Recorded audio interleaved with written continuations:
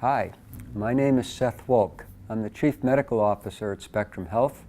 I'm also the President of Spectrum Health Medical Group. Today I have the pleasure of having Mathew Chung here with me today. Matt is the Division Chief of Surgical Oncology here at Spectrum. Matt, the upper GI cancer program has grown dramatically since you've come. Just tell us about what's been your experience? How did you grow this type of program?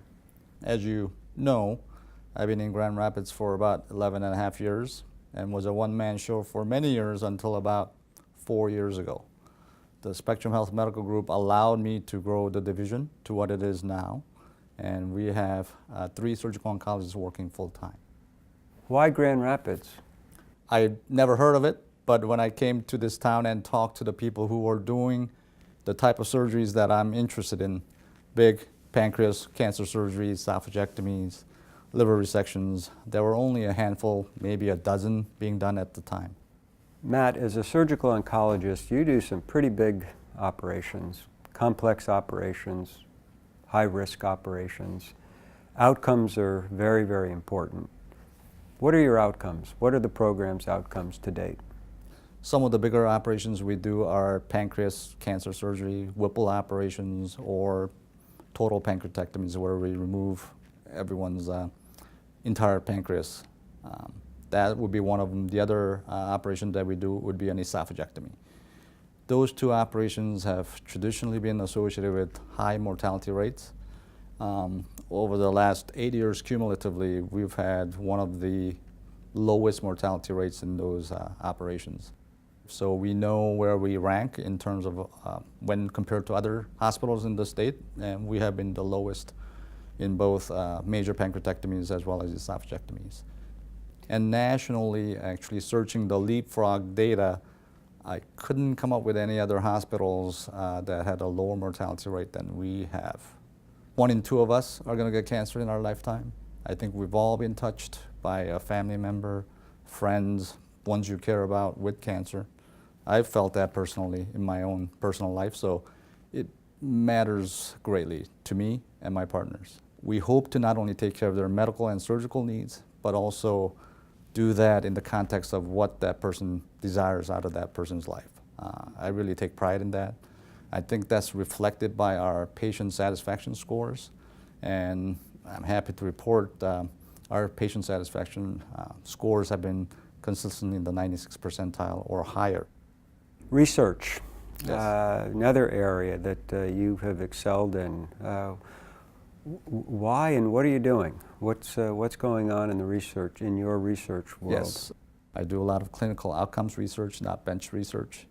And there are a lot of residents in our program who would like to pursue further training and fellowships in surgical oncology and other things. So we've been able to publish and present a lot of our work.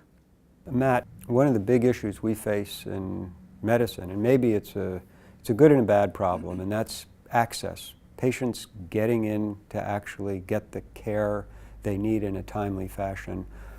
What are you and your group doing to improve access? Everything goes back to my personal experience and what I've experienced as a patient myself and what my family experienced as being patients. So we like immediate access, knowing that that's hard to achieve. When I was a team of 1 surgical oncologist, patients had to wait to come in and see me in the office. Now that there are 3 of us, patients can get access very, very quickly, often within 24 to 48 hours. And if it's a true emergency, we can just admit them to the hospital and take care of them in an expedited manner. Matt, you trained in an era before robotic surgery. So Yes. you were trained as an open surgeon. Mm-hmm. But change is inevitable. Technology is playing a larger and larger role in what we do. And my understanding is you have a robust robotic program. Yes. Tell me a little bit about the development of that here at Spectrum. So some of the bigger abdominal operations has been traditionally thought that minimally invasive, laparoscopic, or robotic-based approach is impossible, if not too difficult. Obviously, that's not the case anymore. So one of our newer partners, Dr. Sifi, came from a program that did a lot of robotic Whipple operations and such. So between her and Dr. Wolf, that program has taken off. Traditionally, we've done most Whipple operations open.